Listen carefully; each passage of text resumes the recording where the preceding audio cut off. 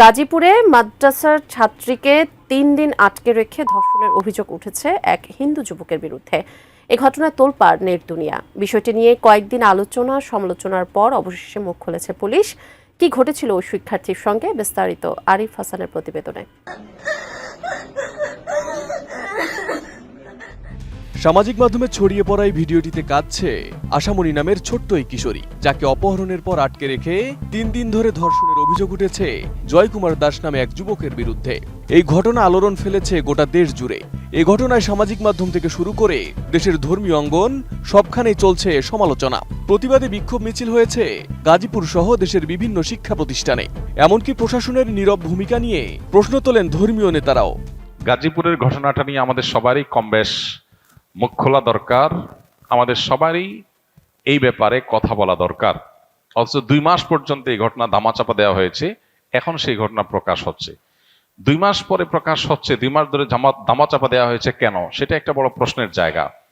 আর এই দেশে মুসলমানরা, আমরা দীর্ঘদিন থেকে দেখেছি, হিন্দুদের পূজা হলে যাতে করে সেখানে কেউ নাশকতা করতে না পারে, মাদ্রাসার ছাত্ররা গিয়ে মন্দির পাহারাদারি করে সেখানে মুসলমানদের বদনামির হাত থেকে বাঁচাবার জন্য চেষ্টা করে।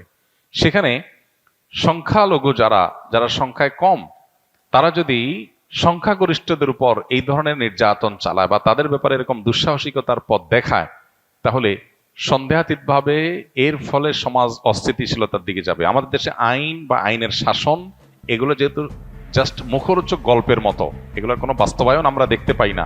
আমি বুঝি নির্মাণের শিল্প, সালাম স্টিল বোঝে ডিউরেবিলিটি। সালাম স্টিল, মোস্ট ডিউরেবল স্টিল।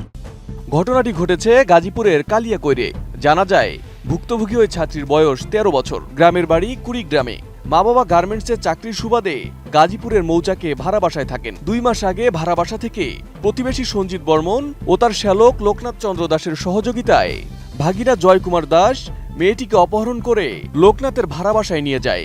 পরে তাকে আটকে রেখে জোরপূর্বক লাগাতার 3 দিন ধর্ষণ করে জয়কুমার দাস। এ ঘটনায় অভিযুক্ত জয়কুমার দাস ও তার মামা লোকনাথকে আটক করেছে পুলিশ। তবে পুলিশ বলছে ওই যুবকের সাথে প্রেমের সম্পর্ক ছিল 13 বছর বয়সী আশামণির। এদের অ্যাফেয়ার ছিল। 20-25 তারা যায় তৃতীয়বার। 20-25 আগে আরো 2বার গেছে তারা। 1 বছর ধরে প্রেমের সম্পর্ক। এই প্রেমের সূত্র ধরে 20-25 বাড়িতে চলে যায়।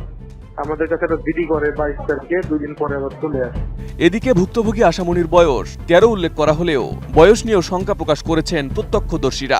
তোমার বয়স যদিও বলছে 13, আমার কাছে মনে হচ্ছে তোমার বয়স আর কম হবে। তুমি আসলে বুঝে উঠতে পারো না ওদের ষড়যন্ত্র। এদিকে এ বিষয়ে মেডিকেল পরীক্ষার পর জানা যাবে বলে জানান ওসি আব্দুল মান্নান। বলছে তারা এজারেও বলছে আমরা নিচ্ছি, যদি রেডিওলজিক্যাল টেস্টে আসে বয়স, আমরা মামলা নিচ্ছি, আসামি অ্যারেস্ট করছি 2 জনকে। এখন ফরেনসিক টেস্ট করবো, রেডিওলজিক্যাল টেস্ট করবো, করার পরে বলতে পারবো। Arif Hasan, ATN news.